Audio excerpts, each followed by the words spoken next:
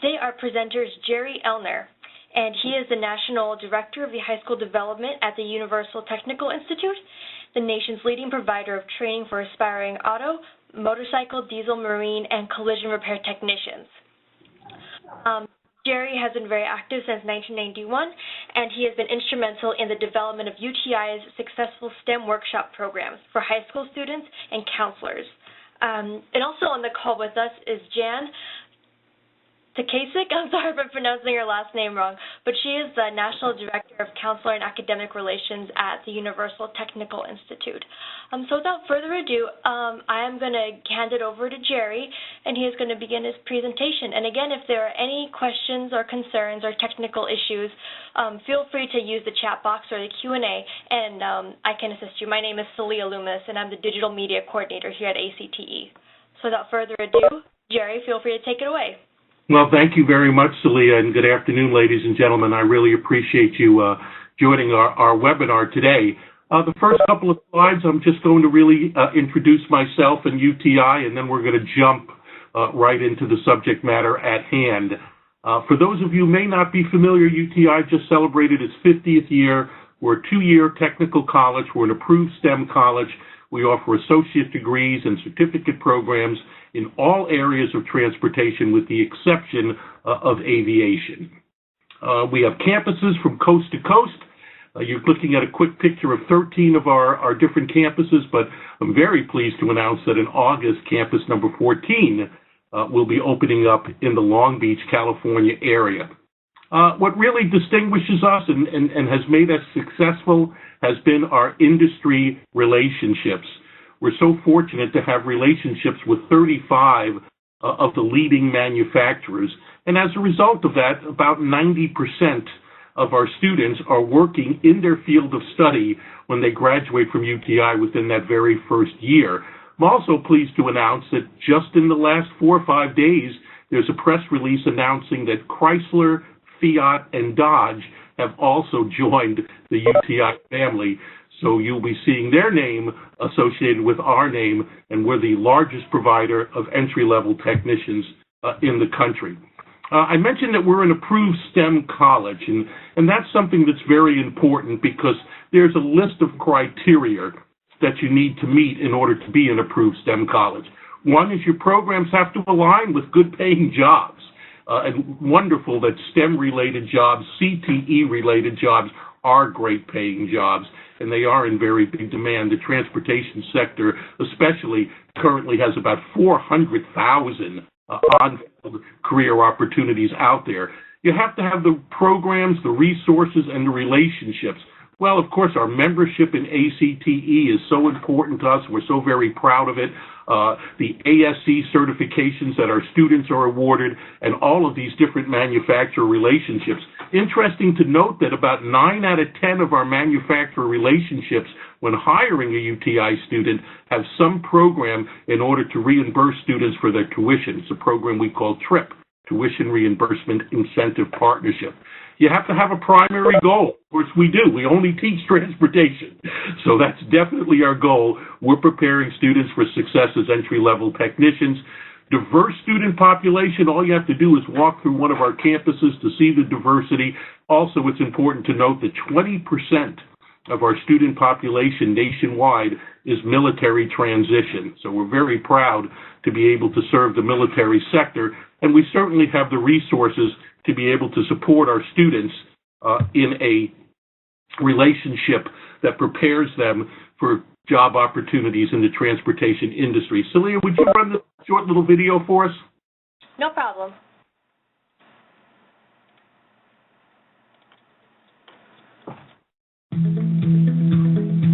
We're for success of the hands-on heroes. You know the ones. You see them every day. The mechanical geniuses, the fixers of broken things, the ones who make what goes wrong right. Because despite how others may judge their career aspirations or rank their standardized test scores, we're for making sure the world knows how smart, how truly gifted they really are. Because without them, the world literally stops moving. Yes, we're for their success. which is why we've partnered with the best automotive, diesel, motorcycle, collision repair, and marine companies to create some of the most advanced training facilities in the world, and to ensure they learn the technical and professional skills they need in the way they learn best, hands-on. For 50 years, we've been able to invest in the curriculum, the tools, and the technology that ensure our students, your students, get the career preparation our industry partners are seeking. Because as you know, being for success in today's high-tech world means a strong focus on science, technology, engineering, and math. It also means being for the success of an industry that needs our graduates. Our country will need more than 350,000 new technicians in all by the year 2022. But we can't fill this need alone. We need your help to find and train the hands-on heroes our transportation industry partners need. The kids who hear the roar of an engine and get goosebumps. The ones more comfortable figuring out how a thing works than taking notes or memorizing facts. The ones for whom the traditional four-year college just isn't the best fit. Because at the end of the day, don't we both want the same thing for our students? To help them find a career where they can succeed. At UTI, 4 out of 5 of our graduates are hired in their field of study. Universal Technical Institute. We're for success. I know that description of those students sound very much like a student you'll find in any CTE program. They're certainly not limited to automotive. So when we talk about science, technology, engineering, and math, I'd like to think that at this point as educators, when we hear the word STEM, we understand what the acronym means. But I have to tell you, there's still a lot of misconception about understanding what a STEM student is, what a STEM school is, and what a STEM career is. The biggest misconception is that people sometimes think that STEM can be taught in silos. So I'm a new student and I'm starting high school and my school counselor is prepping me for STEM education. So I'm put in a science class, a technology class, a pre-engineering class, and a math class. But that doesn't make me a STEM student at all. That just has me learning each of the individual metrics in one classroom. You see, in order to be a STEM student, a STEM career, or a STEM school, you have to combine all 4 of the STEM metrics in a problem-solving environment. That doesn't mean it has to be 25% of each, but that you are utilizing all of the metrics together, and the end result is a problem-solving environment. The best example of that, if you walk into a typical high school, you've got your chemistry class and your science class and your algebra class, but if you want to see these metrics used together, you've got to go to a CTE class to see that happen. Whether it's culinary arts and they're making a pizza and they're measuring and using technology to cook in and creating chemistry when bread rises, if it's in an automotive class where they're diagnosing and problem solving on a constant basis, whether it's in a carpentry class, whatever the case may be, that's the truest source of STEM. You know, sitting on the STEM Ed Coalition Board in Washington, D.C., is something that I'm very proud of. We represent CTE. We're the only technical college that sits on that board, and we take that responsibility very seriously. And we are constantly reminding the rest of the industry and the rest of the world exactly how STEM and CTE work together, and in many cases are actually the very same thing. The other misconception we hear about STEM is, well, what about the basics? If we're just going to teach STEM, how are people going to learn to read and to spell, and how does that play in? But of course, if you really understand what STEM is, it's a problem-solving environment. So in order to solve a problem, you must have communication skills. How can you work on a team to solve a problem if you can't communicate with each other? And how do you solve or not solve a problem and communicate the results? That requires reading, writing, spelling, keyboarding, social media, public speaking. All of that is what makes up STEM. And once again, your greatest example of seeing that work is going to be in a CTE program. So let's just back up for a second and take a look at the state of the youth today. Hi, Jerry, I'll interrupt you for just 1 minute. I know a lot of, is anyone else having issues with their audio? Can everyone hear our presenter? If not, feel free to use the chat box and write to me, and I can help you out getting that audio on your landline or cell phone, or making sure that your computer audio is turned on. Sorry about that, Jerry. Continue. Okay, sure. No, I'm hoping that everybody is able to hear. 90% of all career opportunities in our country today require at least a high school diploma. It's the minimum starting point. But when you think that Monday through Friday throughout the school year, 7,000 students drop out every day, it's alarming. You know, what is it that we're doing right to keep students in school, and what is it that we're doing wrong that 7,000 students turn their back and walk out the door? Our nation faces an historical high number of students, young adults, under the age of 26. Many of them have jobs, but do they really have a career? Do they understand the definition of both? You know, what is a job and what is a career? And how do you move from one to another? 6.5 million young adults are neither in school or working. That begs a question. What are they doing? If they're not in school and they're not working, how do they spend their days? How do they spend their time? It's confusing for me to even imagine that many young people have nothing to do all day between school or work. 53% have degrees, but they have degrees that haven't related to specific skills and jobs, so they're in debt, and they're unemployed or they're underemployed. The unemployment rate for teens is 2 to 3 times the unemployment rate for adults.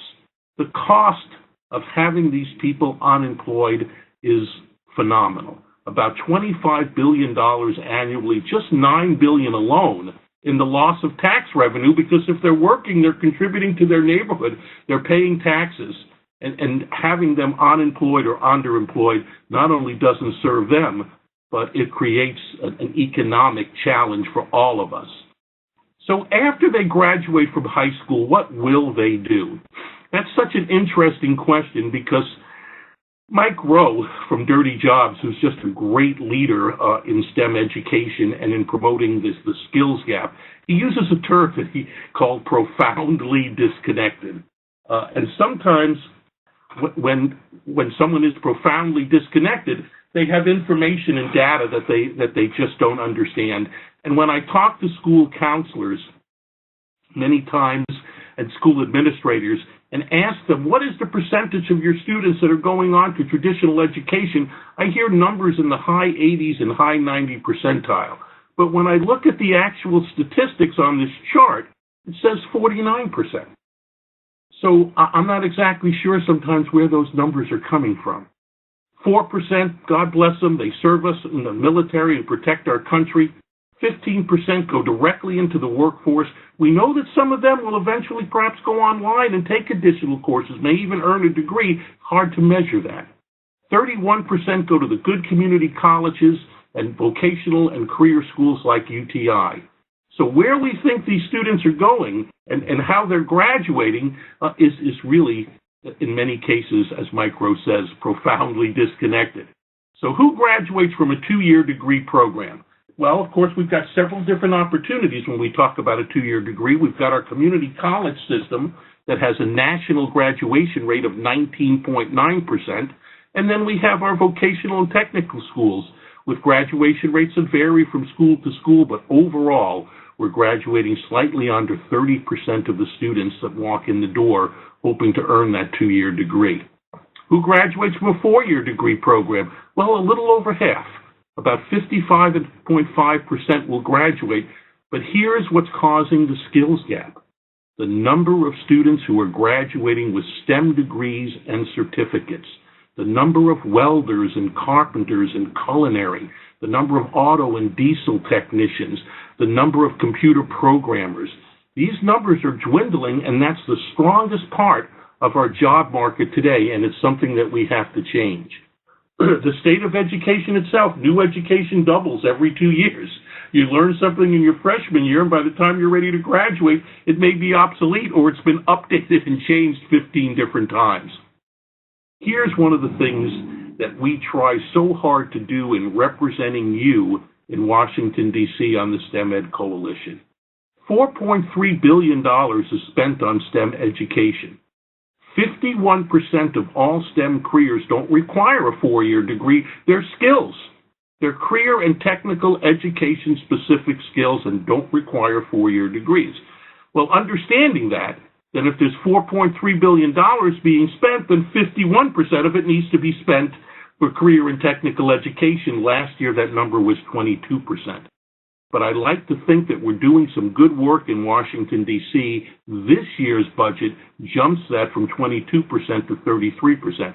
Still not where I want it to be, but at least more money is being earmarked towards career and technical education. As part of the STEM Education Coalition, we meet with the White House and representatives and put together a list of the high-growth job training initiatives. Take a look at the list. Every single one on this list relates to career and technical education. And what's interesting is students who are getting the associate's degrees and the necessary certifications to work in these fields are earning 10% more than students who are going on to get their bachelor's degree on average.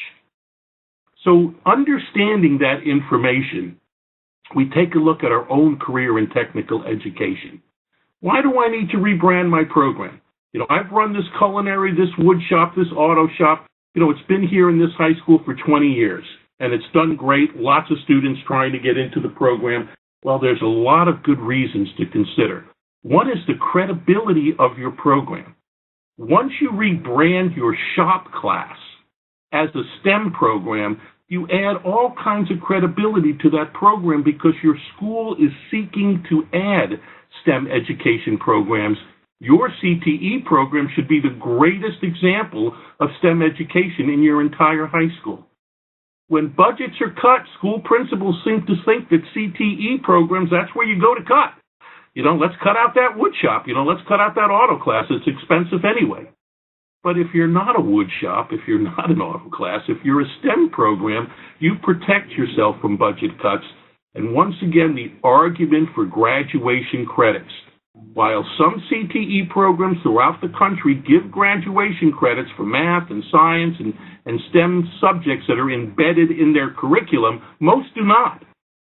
But by rebranding yourself as a STEM program, you have an opportunity to go back and say, here is the embedded math in my program. Here it is. I'm not just telling you it's there. I'm showing it to you hour by hour. When you can do that, when you can reach that level, then you can create an argument that gives your students an opportunity to earn the math and science and engineering and technical credits they deserve for being in a good CTE program.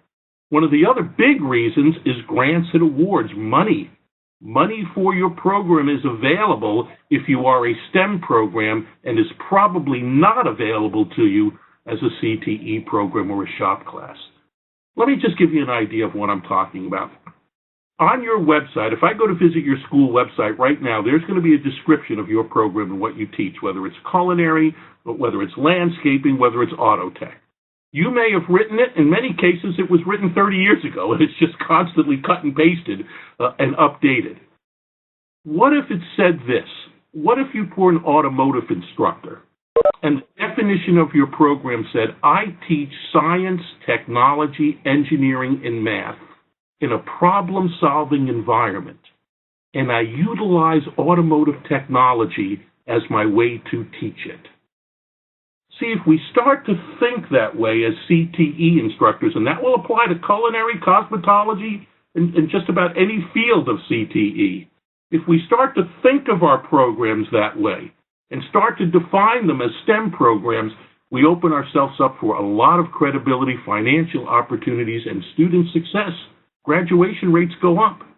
Career opportunities increase. It's the best job market in the country right now, are STEM-related fields, and the self-esteem of our students to understand that, hey, in this class, I'm not just learning to work on cars. I'm just not learning carpentry. I'm learning science, technology, engineering, and math at the highest level and really getting the practical understanding of what and why I'm learning it. So we talk about something we call an IFT. IFT stands for an internal field trip. And what that means is for a CTE instructor and an academic instructor to partner together to be able to present a real-life application of what the students are learning in the classroom. So a great example would be a chemistry class going to a culinary class and watching bread rise and understanding how that chemical reaction works. Take an honor geometry class who's getting into a really interesting field that we call three-dimensional geometry. And say to that class, look, how would you like to see the practical demonstration of three-dimensional geometry using laser beams, microprocessors, computers, and remote sensors?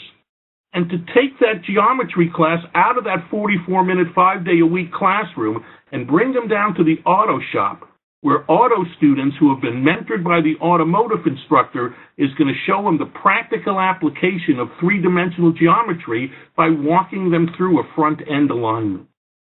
How cool is that, peer-to-peer, and to be able to actually see, this is why I'm learning that. This is where I see the application, and man, these CTE kids are smart. They're doing more in this area than we're doing in our classroom. You know, transportation is just one of many different examples, and I'm going to show you several quickly as we go through these slides. But when you think about how sophisticated it is, one of the questions I love to ask an audience is, what is the most sophisticated piece of technology that you own? And everybody says, oh, it's my smartphone. I can just about do anything. Well, man, it's your car. It's not your smartphone. You know, especially if you own a car that's been built in the last 5 years. As a matter of fact, if you own a vehicle that's been built in the last 5 years, if and when it does require service, 80% of the time it's a software issue. Not a wrench issue or a ratchet set issue, but an issue that's going to be resolved using a laptop computer and diagnostic equipment. Just quickly, look at the chemistry that's in gasoline and think about the internal field trips that you could put together. Green energy, source of chemistry, power sources, hydrocarbons, and all the different math that goes into making it. When you just start your car, if you're talking to a computer science class, hook it up to a screen and see the amount of computer science that goes into it. Take an algebra class. Are you going to use your algebra? Well, do you use electricity? Because you can't have electricity without algebra. Ohm's law is an algebraic equation. Do you like to eat? You know, math and science and culinary, math and science and cosmetology, it's everywhere. Certainly you're not going to do any carpentry work for me if you don't understand STEM and problem solving. Right down to the computer use of graphic design, painting, applications, estimating, welding. One of the greatest job markets in the country right now is welding. And you hear about people, you know, starting off at tremendous wages, earning $60,000 to $80,000 sometimes their very first year as professional welders and using those computer applications. Let's stop for just a second and look at the scientific method. You know, if you've gone to college for engineering, for science, for chemistry, one of the things you're going to learn by heart in your very freshman year is the scientific method. The observation, the research, the theory, the testing, the analyzing, and the results. I have to admit, I still use the scientific method today to just sometimes solve problems around the house. Think about what a technician does, in this example, an automotive technician, and how they follow the exact same problem-solving formula as any scientist or engineer would. The observation becomes the customer complaint. It's the customer's observation. My car is or isn't doing this that it should be doing. Research the problem. Tell me about it. When does it happen? Does it happen all the time? Just when you start it? When you turn left? Okay, based on the information you've given me on current service bulletins and research, I'm going to make an educated guess. Now I'm going to hook up electronic diagnostic equipment and I'm going to read a code. I'm going to analyze the data from that code. I'm going to test it and I'm going to solve your problem. Today, STEM-specific careers employ the same scientific method as engineers and scientists have been using, for 100 years.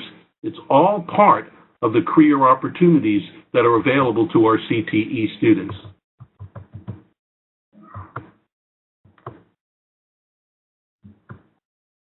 Would you mind, in just a second, Celia, let me just give a little introduction and you can show this video. I wanted to take 4 minutes and show you a wonderful way to introduce STEM into your classroom using an exciting sport, the #1 spectator sport in the United States, NASCAR.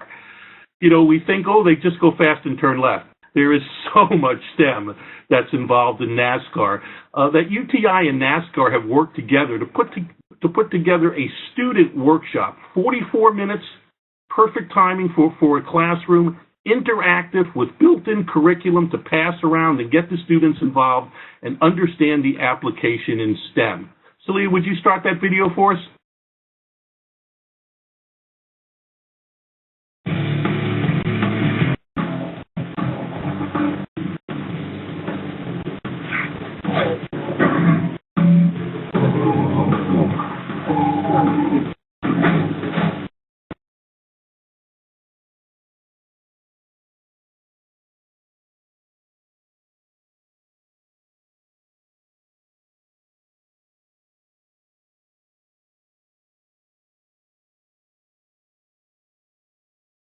Technology, engineering, and mathematics during every turn of every race and in the days of preparation before a race.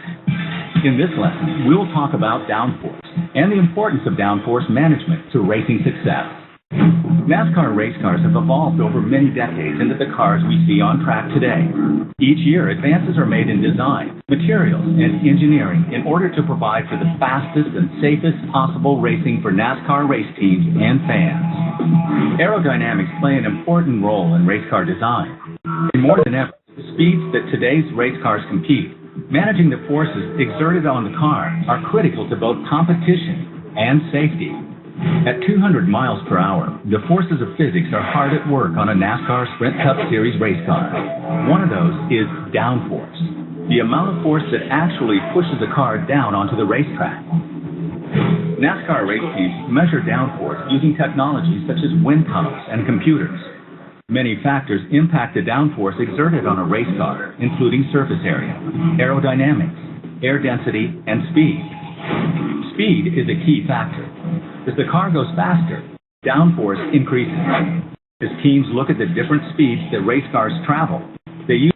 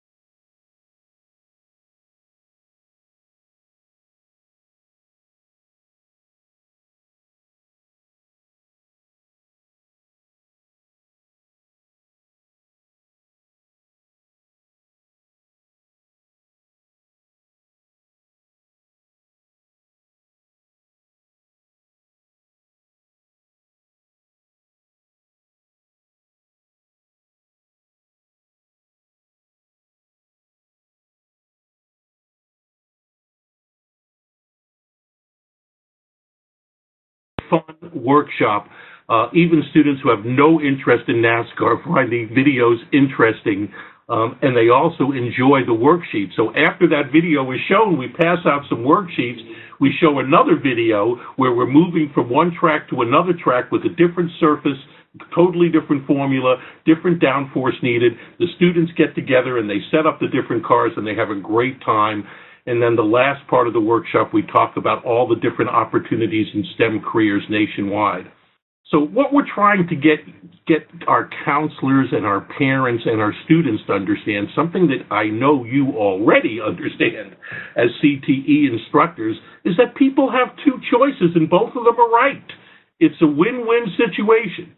When a student says, I'm going to go on for additional education and training after high school, that student is a winner and making the right choice. Every data that's ever been collected shows that a student who goes on for additional education after high school earns more money in their lifetime than a student that doesn't. But what we have to stop doing is saying that there's only one path, because there isn't. There's more than one path. Of course, there's a traditional education, and we have students that we work with every day. That's their path. They need to go on and be scientists and engineers and teachers and doctors, and there's a great job market for them. But we have to also understand that only 55% of them will go on, and then 53% of them won't be working in their field or be unemployed or underemployed. So we have to understand those numbers. We have to let high school students know that there's two choices. There's a STEM education, there's a skills gap, and there are some wonderful career opportunities in career and technical work. We have to be sure that they understand that that's an option.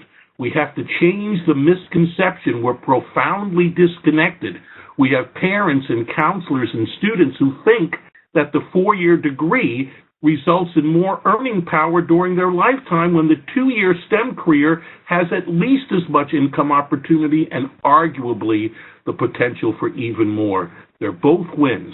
We need to give them enough information so that they can make the educated decision as to where they want to go. A couple of quick case studies and we'll wrap this up.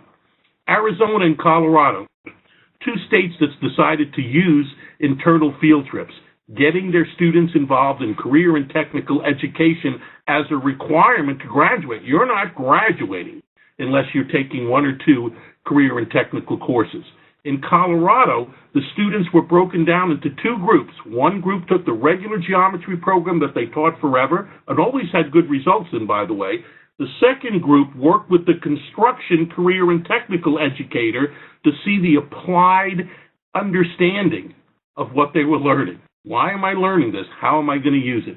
In both cases, final exams, tests in order to graduate, in both cases, the students who were involved in CTE outperformed students who did not. So who are the smartest students in our high schools?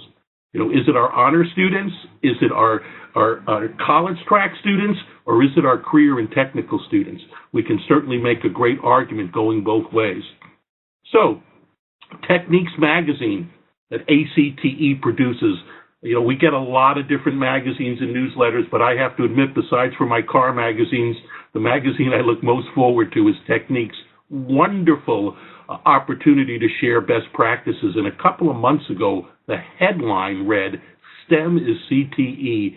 And man, did I applaud that. I brought that magazine right into Washington, D.C., laid it in front of James Brown, the president's advisor on STEM education, and we spent an entire board meeting just talking about that application. And STEM is CTE, and we see it in our science classes and technology and IT classes. We understand where it leads to in engineering, and we understand its application in math. Nobody does a better job with STEM education than the CTE instructors. So we have some resources for you before I switch over to Q&A. But if you would like us to send you a bunch of information, videos and all kinds of STEM information, all you have to do is send an email to stem@uti.edu and give it about 72 hours, and you will get a Dropbox invitation with lots and lots of information and data, everything that we shared with you today in data form, and lots of other good and fun videos and activities that you can use in your classroom. To learn more about UTI, we have a great interactive website at uti.edu. And if you're interested in having a professional speaker come to your school and conduct that NASCAR STEM workshop for your students, that's done complimentary. And these are professionally trained speakers who come out there, do this presentation, leave follow-up curriculum. It's never a charge to you. Include that in your stem@uti.edu email, and we will certainly make that happen to you for the new school year. So, Lee, I'm going to turn it back over to you, and I'm happy to answer any questions that anybody may have. Perfect. Thank you so much, Jerry. I really appreciate it. Again, all of the attendees have been automatically put on mute upon entry. That's because we tend to get a lot of background noise throughout the presentation. but our Q&A is open, our chat box is open. Feel free to also unmute yourself. There's a little icon in the corner of your name, and it should unmute you.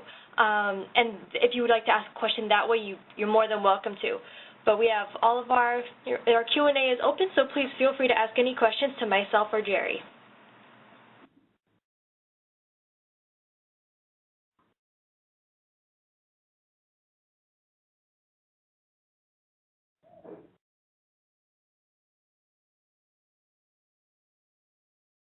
Well, Celia, if there aren't any questions, you may be thinking about this a little bit later and have some thoughts or comments. Please reach out to us at stem@uti.edu. Let us know how we can support your school and especially your CTE program in rebranding itself and being the STEM leader and STEM cheerleader at your high school. Through our resources at UTI, and even more so my position on the board of the STEM Education Coalition in Washington, D.C., puts me in a position where I may be able to get you the help and resources that you may not find elsewhere.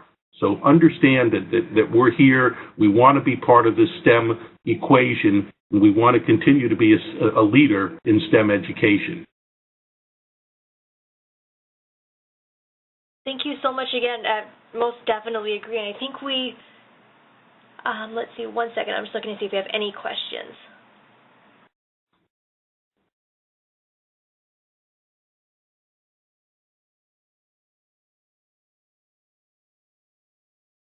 So we had one comment asking about your awareness about technology and engineering education in CTE.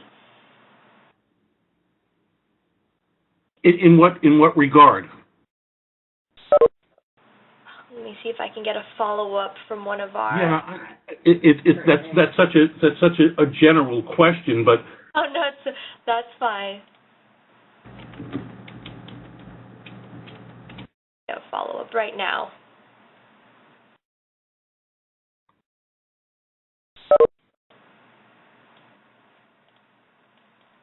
Okay, no problem. I think it's just your awareness about it's CTE and using it in your classroom. And if the person who would like to ask the question would like any. Well, let me comment on that, Celia, because it's a very good point. You know that for the last 2 years we've offered complimentary workshops throughout the entire country and at the ACT National Convention in Nashville and again this year in New Orleans, where we have worked on trying to motivate and inspire CTE instructors to rebrand their program. But the question that this instructor, this educator is asking is the exact direction we're going in. So if you're going to be attending ACTE in New Orleans, and I certainly hope you will, or if you send us an email at stem@uti.edu so that we can invite you to our next workshop, this new school year, we're actually going to stop talking about why you should consider yourself a STEM class and how to become one. We're actually going to deliver at these workshops real curriculum so that as a CTE instructor, you can incorporate actually real teaching lessons in science, technology, engineering, and math right in your CTE program. So we're going to give you a taste of this at ACTE, and we're programming 8 different nationwide workshops throughout the country to be able to talk more about, okay, I understand it's there, but like the question the educator is asking, show it to me, demonstrate it to me. How do I teach it in my classroom? And that's exactly the direction we're going in the new school year, kicking it off in September with a workshop at NASCAR Technical Institute and another workshop at our Orlando campus, and we'll be carrying these workshops coast to coast.